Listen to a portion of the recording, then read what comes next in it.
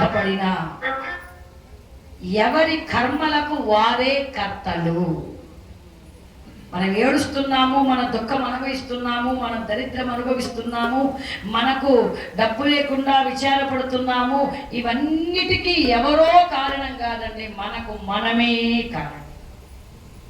ఎందుకంటే మనము చేసినటువంటి పూర్వజన్మ కర్మ ఫలితాల వలనే మనకు ఐశ్వర్యం రావడం కానీ పోవడం కానీ, మనం ఎవరికి ఎంత బాకీనో.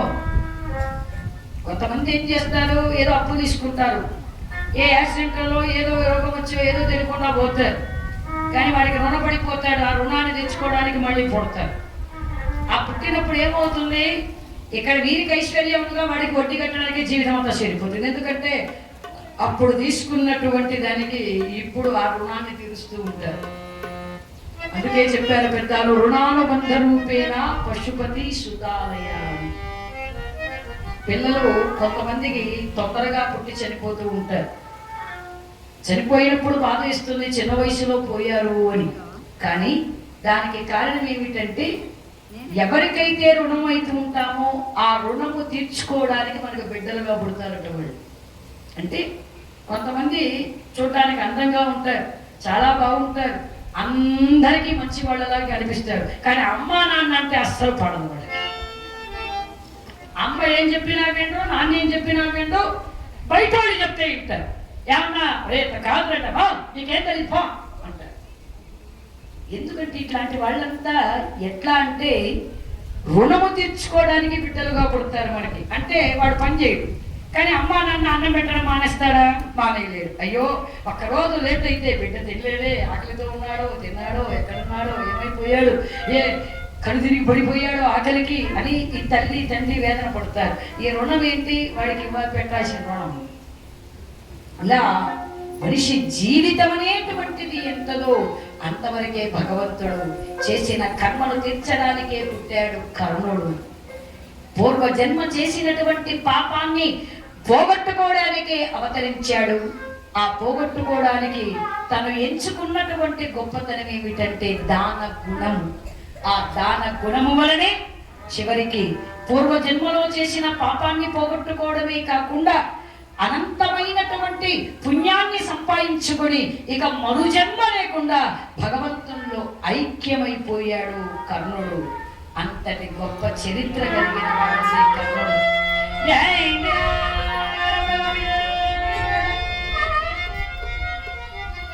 ఇక కర్ణుడే ఎప్పుడైతే మరణించాడో 17వ రోజు యుద్ధంలో, ఆ కర్ణుని మరణ వార్త విన్నటువంటి దుర్యోధనుడు కుప్పలో కూలిపోయాడట. మిత్రమా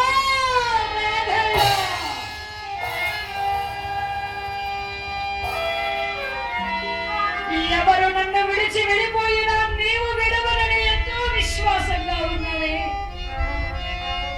అన్ని బంధాల కంటే స్నేహబంధము గొప్పదని నిరూపించామని ఎంతో గొప్ప మిత్రులుగా నిలిచిపోయామే మనము. అటువంటి స్నేహితుడిని విడిచి నాకు దూరమైపోయావా మిత్రమా కన్నా? నీవు ఇచ్చిన మాటను దక్కించుకున్నావు, చివరికి నన్ను ఒంటివాడిగా చేసి వెళ్ళిపోయావు. ఇక ఏమున్నది నా జీవితానికి ధైర్యం అని 18వ రోజు ఉదయానికల్లా శల్యుణ్ణి సైన్యాధిపతిగా చేశాడు దుర్యోధనుడు. ఆ శల్యుడు సైన్యాధిపతి నేతృత్వంలో ఆ రోజు శల్యునితో యుద్ధం చేయడానికి వచ్చిన వాడెవరు అంటే ధర్మరాజు. అంటే ఒక్కొక్క రోజు ఒక్కొక్క ప్రతాపాన్ని చూపించారు పాండవులలో ఒక్కొక్కరు. అందులో ఆ రోజు శల్యునితో యుద్ధం చేయడానికి వచ్చినప్పుడు ఎవరు ముందుగా వచ్చారు ఆయనతో అంటే ధర్మరాజే వచ్చారు. అది ఎందుకు అంటే, ధర్మరాజా ఒకనాటికి నేను కూడా యుద్ధం చేయవలసి వస్తుంది ప్రత్యేకంగా. అలా నేను ప్రత్యేకంగా యుద్ధానికి వస్తే నాతో యుద్ధం చేయడానికి నీవే రావాలి నాయన. ఎందుకు మామ అని వెళ్ళాడు ధర్మరాజు.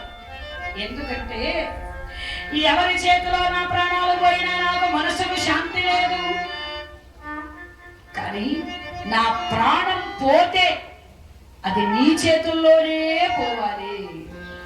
ఎందుకంటే ధర్మానికి ప్రతిరూపుడవై అవతరించిన ధర్మమూర్తివి నీవు. నీ చేతిలో మరణిస్తే నాకు సద్గతులు కనిపిస్తాయి. కాబట్టి ఎలాగో దుర్మార్గులైనటువంటి కౌరవ పక్షములో నేను నిలబడ్డాను, మీకు సాయం లేక చేయకపోయానే బాధపడ్డాను. కానీ చచ్చేవాడిని ఎలాగో చస్తానని నాకు తెలుసు. ఆ చావు కూడా పుణ్యాత్ముడు చేతిలో చచ్చిపోతే నాకు సద్గతి ఉంటుంది. కాబట్టి నాతో యుద్ధానికి నీవే రావాలి, నీవే యుద్ధం చేయాలి, నీ చేతిలోనే నేను సావాలి అని కోరాడు. బాబా, ఎవరు చావాలి, ఎవరు నాశనం కావాలని ధర్మరాజు ఎప్పుడూ కోరుకోడు. కానీ పరిస్థితులను బట్టి, ఎదుటి వారిని బట్టి ఏమీ చెయ్యలేక జరగబోయేటువంటి దానికి అనుగుణంగా నడవలసిన మానవ బాధ్యత. కాబట్టి ఒకవేళ నీకు అదే ఇష్టమైతే, అదే జరగాలని భగవంతుడు మాట రాస్తే ఆనాటికి యుద్ధానికి నేనే వస్తాను మామా అని మాట ఇచ్చాడు ధర్మరాజు. ఆ ఇచ్చిన మాట ప్రకారంగా ఆ శల్యునితో యుద్ధము చేయడానికి ధర్మరాజే వచ్చాడు. ఎదురుగా ధర్మరాజు చూసేసరికి ఆనందంతో పొంగిపోయాడు. నాయనా, తీర్చగా వచ్చితివా నా తుది కోరిక, ధర్మమూర్తిమైన నీ చేతులలో నమలనిల్చి సద్గతి పొందెదను యుధిష్ఠిరా.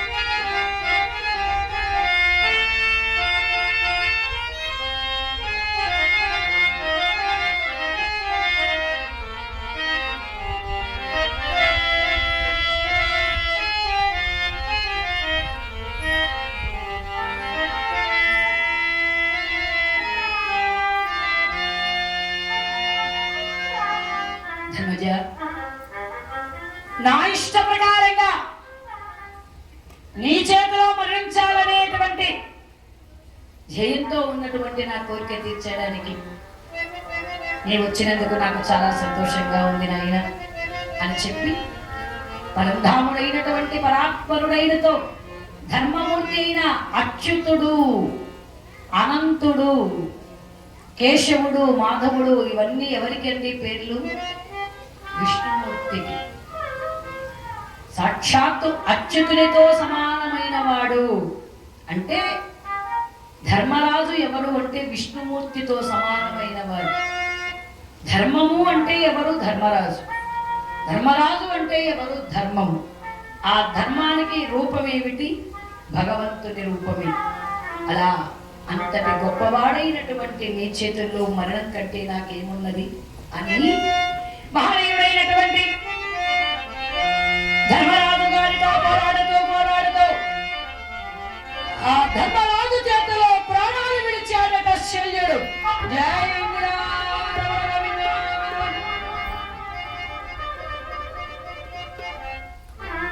ఈ ఆశ కూడా పోయింది. మామ, కష్టములో సుఖములో అన్నింటిలో నీవు నాకు తోడుగా ఉన్నావు. మంచైనా చెడైనా ఏదైనా నీదే, ఇక ఈ బాధ్యత కూడా నీదే అని మధ్యాహ్న సమయానికి అంటే ఇటువంటి ఈ మధ్యాహ్న సమయానికి శకుడిని సైన్యాధిపతిగా నియమించాడు దుర్యోధనుడు. ఇక శకుని సైన్యాధిపతిగా నియమించిన తరువాత అక్కడెక్కడా లేకుండా వెళ్ళిపోయాడట దుర్యోధనుడు. ఆ రోజు శకునితో యుద్ధం చేయడానికి ఆవేశంగా నకులుడు వచ్చాడు. నకులుడు శకుని సంహరించాడు. జై పుండరీక వరద గోవింద.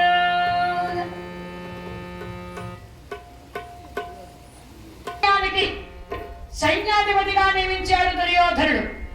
ఆ శకునితో పోరాడడానికి నకులుడు వచ్చే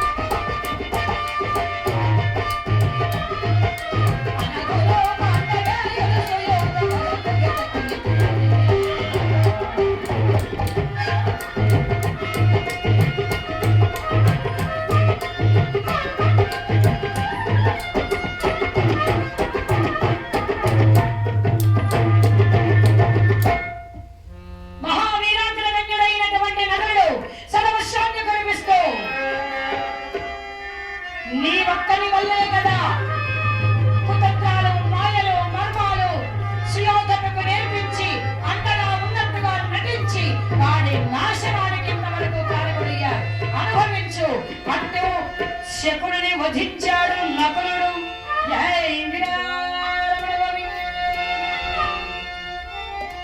అయినా చచ్చిపోయేటప్పుడు ఎవరికన్నా బాధ కలుగుతుంది.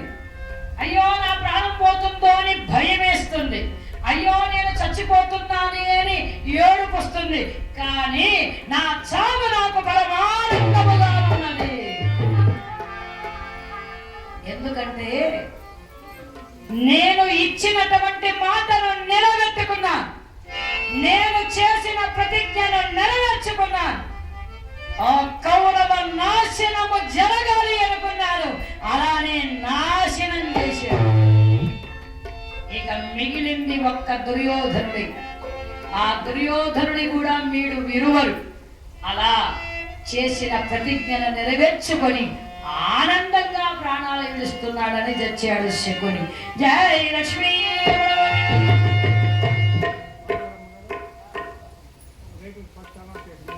అవును. వచ్చిన తర్వాత శకుని కొడుకున్నాడు. వాడి పేరు ఉలూకుడు. ఆ ఉలూకుడిని సహదేవుడు సంహరించాడు. అందరూ అయిపోయారు. ఇక కౌరవ పక్షములో మిగిలింది అశ్వత్థామేమో యుద్ధము చేయకుండా తండ్రిని చంపాడన్న కోపం చేత పాండవుల మీద పగ తీర్చుకోవాలని పరమేశ్వరుని కోసం తపస్సు చేయడానికి వెళ్ళిపోయాడు. ఇక మిగిలింది ఎవరు? కృపాచార్యుడు. నాయనా, నాకు ఎవరు శత్రువులు లేరు, నేను ఎవరికి శత్రువుని కాను అని ఆయన పక్కన ఉండిపోయాడు. ఇక అసలైన వాడు, ఈ దీనికంతటికి మూలమైన వాడు, వాడొక్కడిని చంపేస్తే మొత్తం సర్వము మనకే చేతికి వచ్చేస్తుంది. ఆ ఒక్కడు ఎవడు అంటే ఆడే దుర్యోధనుడు. బాబా ఎక్కడ దుర్యోధనుడు? అదే నేను వెతుకుతున్నాను. బాబా ఎక్కడ దుర్యోధనుడు? అక్కడ ఇంకా పూర్తిగా కనిపించడం లేదు. సగమే కనిపించాడు. ముక్కాల భాగం పూర్తయిపోయిందా? పూర్తయిపోతే మనకంటే ముందు ఆ పూర్తయిన భీముడు ఎత్తుక్కుంటూ వచ్చేస్తాడు. దుర్యోధనుడు రెడీ అయిపోతే వీళ్ళు కూడా రెడీగా ఉన్నారు చంపేయడానికి. ఎంత ఆనందమో దుర్యోధనుడు చంపాలంటే జనానికి. అంతే కదండి, దుర్మార్గులుగా పీడించాడు కదా అందరినీ. అలా ఎక్కడ వెళ్ళిపోయాడు ఆ దుర్యోధనుడు? పారిపోయి ఉంటాడా భయపడి? ఎన్నడికి దుర్యోధనుడు పారిపోయేటువంటి పిరికివాడు కాదు. మరి ఇక్కడ ఎక్కడా కనిపించకుండా ఏమైపోయాడు? అదే అర్థం కావట్లేదు ధర్మరాజా. ఎక్కడికి వెళ్ళాడా అని ఆలోచిస్తున్నాను చాలా సేపటి నుంచి. వెళ్ళుంటాడా? ఎక్కడ గుడారవ్వ లేడు, ఎక్కడా లేడు, ఏమైపోయాడో తెలియదు. ఎక్కడా ఎక్కడా ఎక్కడా ఎక్క పాండవులారా ఒక్కసారి అలా చూడండి అని చూపించాడు. అక్కడ చనిపోయినటువంటి శవం ఒక్కటి గలా కదులుతున్నట్టుగా అనిపించింది. ఎప్పుడైతే అలా కదులుతున్నట్టుగా అనిపించిందో అప్పుడు అర్థమైందట కృష్ణ పరమాత్మనికి. బాబా, దుర్యోధనుడు తెలివి లేనివాడు, అమాయకుడు అనుకోవడం మన పొరపాటు. వాడు దుర్మార్గము పోయింది, భయపడిపోయాడు, పారిపోయాడు అని అనుకోవడం మన అలవాటు. కానీ ఆ దుర్యోధనుడి బుద్ధి మాత్రం ఇప్పటికీ కూడా మారలేదు. వాడు ఏం చెయ్యబోతున్నాడో, ఏం చెయ్యాలనుకున్నాడో మీకు అర్థం కాలేదు, నాకు అర్థమైపోయింది. వాడు ఎక్కడున్నాడో నాకు తెలుసు, రండి అని పాండవులను వెంట పెట్టుకుని శ్రీకృష్ణ పరమాత్ముడు ఆ దగ్గరలో ఉన్నటువంటి శమంత పంచకము అనేటువంటి ఒక మడుగు, అంటే చెరువు, తటాకము, కొలను ఏదైనా అనుకోండి, ఆ నీటి మడుగు దగ్గరికి వచ్చాడు శ్రీకృష్ణుడు. దుర్యోధనుడు అని ఇక్కడికి తీసుకొచ్చాడంటే ఏమున్నది ఇక్కడ? ఆ చెరువు తప్ప అన్నాడు. ఆ చెరువులోనే ఉన్నాడు దుర్యోధనుడు. ఆ చెరువులోనా, ఆ నీళ్ళలోనా? ఏడి లోపల కూర్చున్నాడు దుర్యోధనుడు. చెరువు లోపల ఎలా? దుర్యోధనుడు మహా తెలివైన వాడే కాదు, చాలా విద్యావంతుడు. జలస్తంభన విద్య తెలిసినటువంటి వాడు కాబట్టి నీళ్లలో ఎన్ని రోజులైనా ఉండగలడు. ఆ జలస్తంభన విద్యను ఉపయోగించి ఆ చెరువులో నీటిలో కూర్చొని జగదంబ అయినటువంటి ఆ పరాశక్తిని ప్రసన్నము చేసుకొని తనకు తెలిసినటువంటి మృత సంజీవిని అనేటువంటి మంత్ర ప్రభావము చేత ఇప్పుడు చనిపోయినటువంటి వారిని అందరినీ మళ్ళీ బ్రతికించి వారితో యుద్ధము చేయడానికి సిద్ధమవ్వడానికి ఆ నీళ్లలో ఉన్నాడు దుర్యోధనుడు.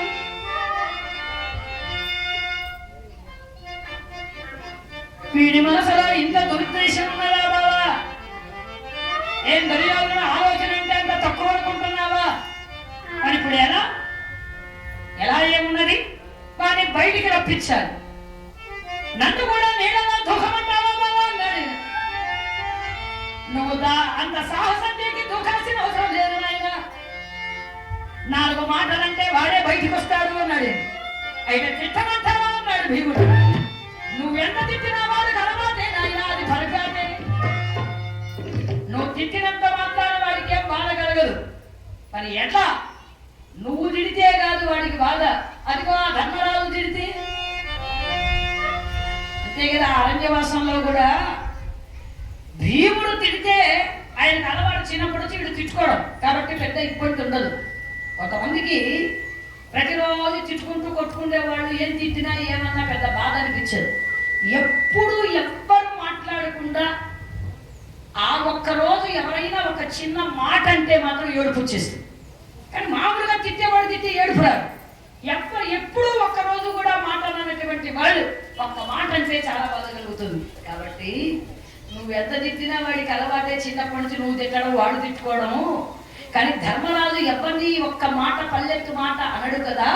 అటువంటి ధర్మజుడు వాడికి అహం దెబ్బ తినేటట్టుగా వాడిని అరిస్తే, పిలిస్తే, తిడితే అప్పుడు బయటికి వస్తాడు దుర్యోధనుడు. అలాగా వీడు ఇంత ఆలోచన పెట్టుకొని ఉన్నాడనమాట. బావా, మరి మా అన్న తిట్టే తిట్లు వాడికి వినిపించాలంటే ఏం చేయాలి?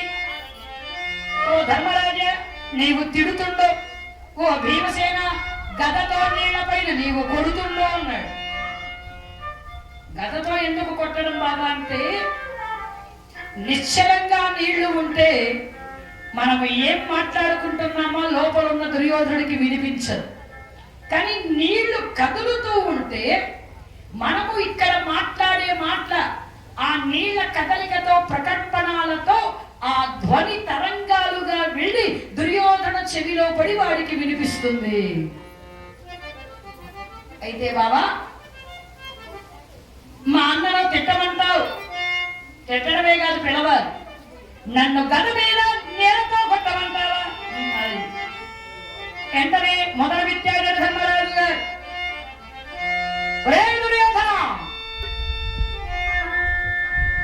నీటి మడుగున తాగడానికి నీకు సిగ్గైనా లేదా? చచ్చిరి సోదర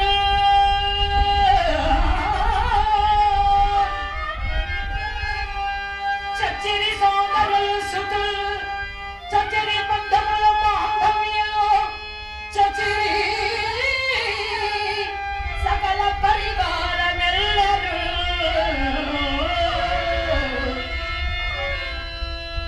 వీరాదరని సోమైన చే నీ ప్రాణము తీపిగా ఎదగోయిని వామోలన రమా సుయోధన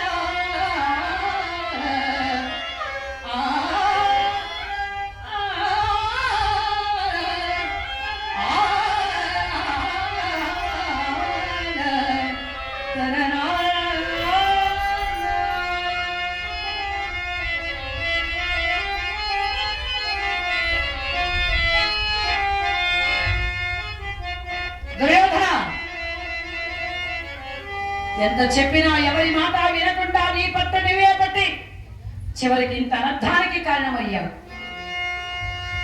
అన్నదమ్ములు తెచ్చారు, బంధువులు తెచ్చారు, బామదులు తెచ్చారు, బిడ్డలు తెచ్చారు, నమ్ముకున్న వాళ్ళు తెచ్చారు, తోడుగా వచ్చిన వాళ్ళు తెచ్చారు, స్నేహితులు తెచ్చారు, పరివారం తెచ్చారు, అందరినీ చెప్పేశావు. నీ ఒక్కడివే ఒంటిరాయి సొంటు కొమ్ములా మిగిలిపోయి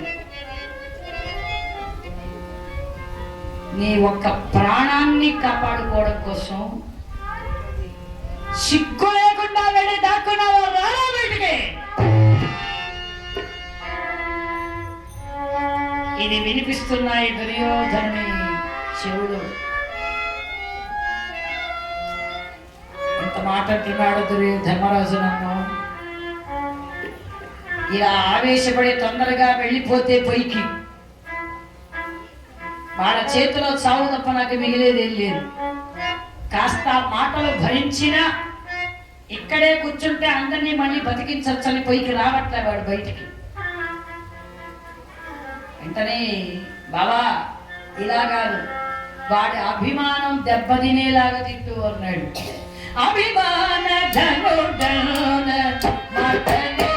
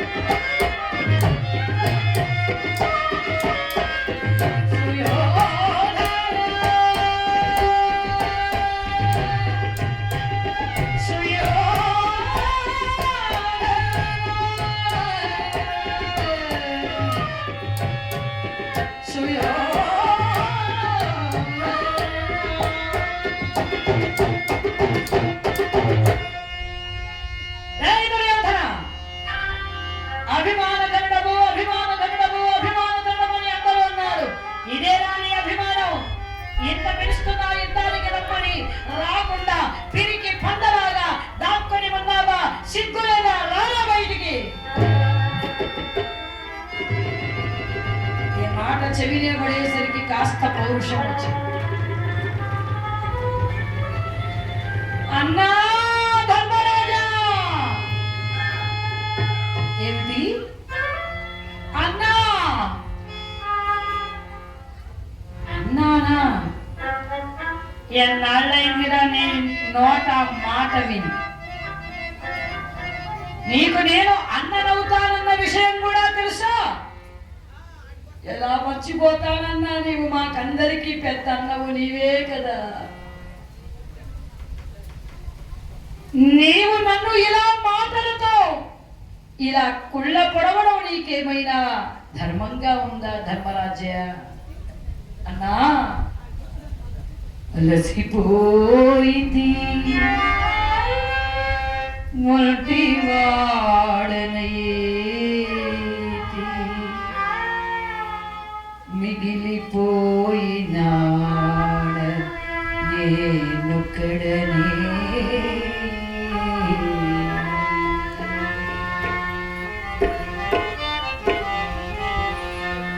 మీకు ఎవరు మిగిలి ఉన్నారు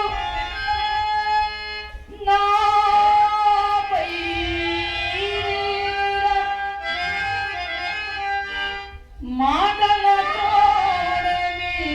మాటలతోడమేవిటు గోలాడక ధర్మమే.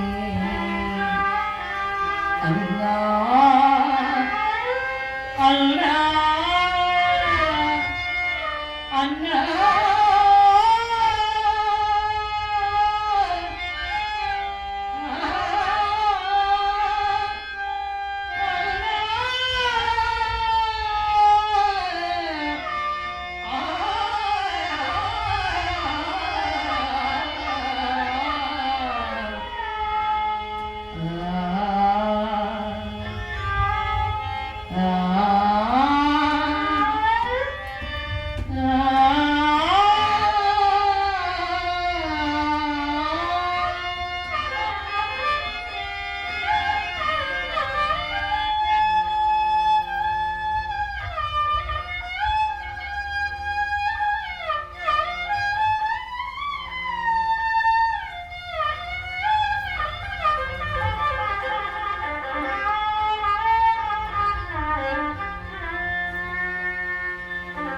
అన్నయ్యా ధర్మరాజా,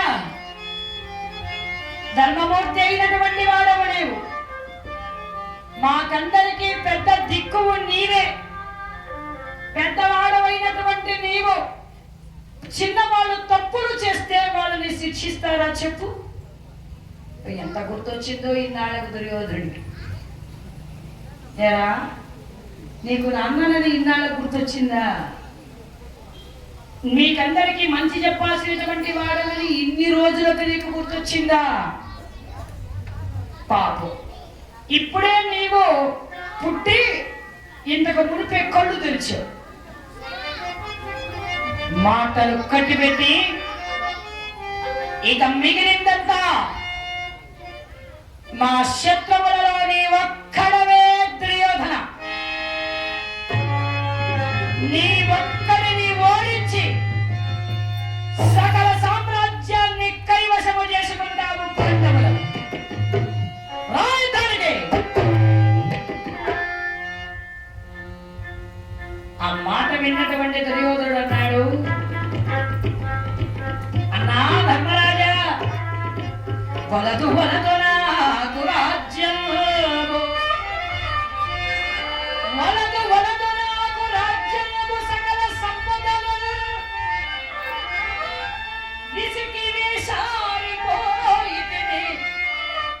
ఇచ్చెద మీకు దానముగా సకల మేదిని వలయము.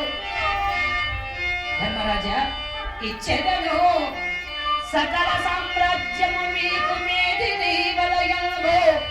దానముగా కైకొని సుఖుల్పుడి.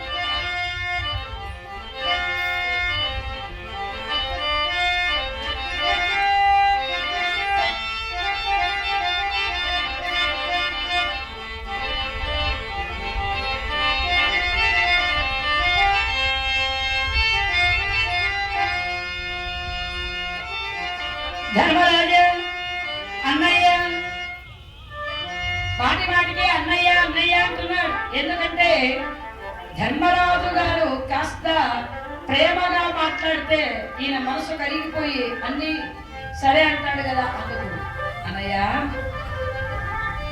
స్వాధ్యాన్ని కైవసం చేసుకుంటాము, నేనొక్కడిని ఓడించి అంటున్నావు కదా, అసలు నాతో యుద్ధమే చేయాల్సిన అవసరం లేదు, సామ్రాజ్యాన్ని మొత్తాన్ని మీకే ఇచ్చేస్తున్నా, నాకు రాజ్యము పైన గాని సంపదల పైన గాని పదవుల పైన గాని నాకు వ్యామోహమే లేదు. అలా లేకపోతే ఇంత గొడవ ఎందుకు? నేను విసిగిపోయా, నాకు వద్దు ఈ రాజ్యం, మీకు దండం పెడతా, ఆ రాజ్యం మీద మీరే తీసుకుని హాయిగా ఏలుకోండి. ఏమన్నావు? నువ్వు ఇచ్చేస్తావా? నువ్వు ఇచ్చేసినటువంటి ఆ రాజ్యాన్ని దానంగా మాకు ఇస్తావా? ఎవడప్ప సొత్తని దానంగా ఇస్తావురా? దుర్యోధన, నీవు దానంగా ఇస్తే పుచ్చుకోవడానికి మేమేమన్నా బాభనయ్యాలనుకుంటున్నావా? ఇంత యుద్ధము చేసి ఇంతమందిని ఓడించి ఇంతమందిని జయించి ఇక ఈ చివరి దాకా నీ ఒక్కడి దగ్గరికి వచ్చేసరికి నాకు దానం ఇచ్చేస్తావా? నువ్వు దానం ఇవ్వస్తే పుచ్చుకోవడానికి ఇక్కడ సిద్ధంగా ఎవ్వరూ లేరు. ఇక మాటలు కట్టి పెట్టి రానా బయటికి అనిపిస్తూ ఉన్నారు. ఎన్నో రకాలుగా దుర్యోధనుడి మనసు మార్చి తప్పించుకొని ఇక్కడ తన మనకున్న కార్యాన్ని సాధించాలని దుర్యోధనుడి ఆలోచన.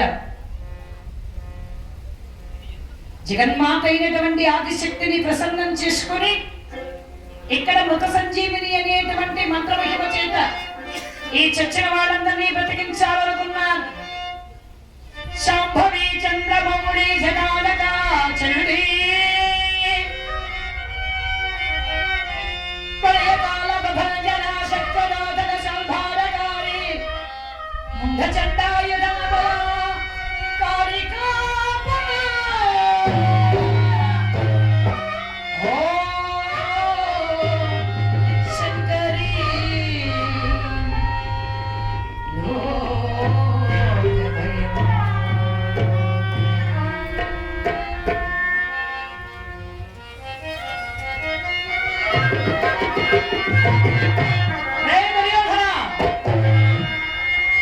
కాసేపు ఈ చెవి ఇక్కడ పడేసాడు, వదిలేశాడు. తల నిశ్చలంతో అమ్మవారిని ప్రార్థిస్తూ ఉన్నారట.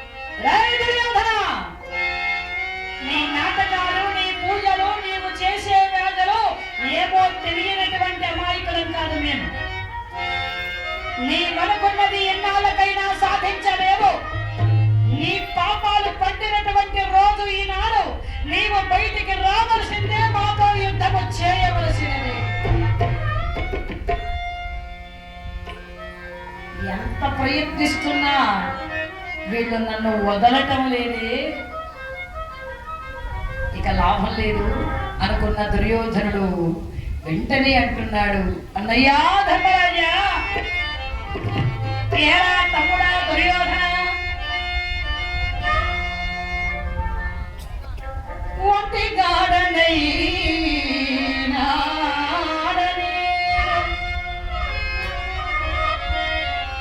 మీరెవరు అన్నదాములు మిగిలియునా,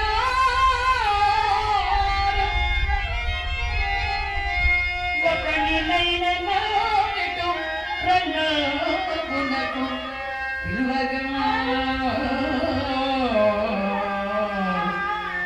ఇది నీకు న్యాయమే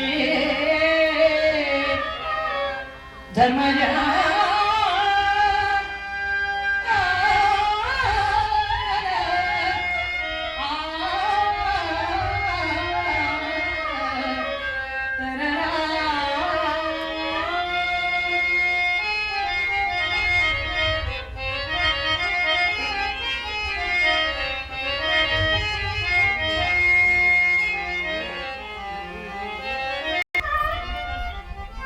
తీర్థయాత్రలకు బయలుదేరాడట ఆయన.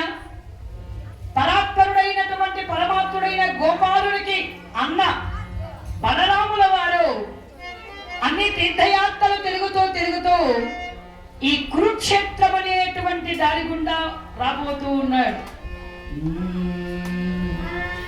వినరో భాగ్యము విష్ణు కథా,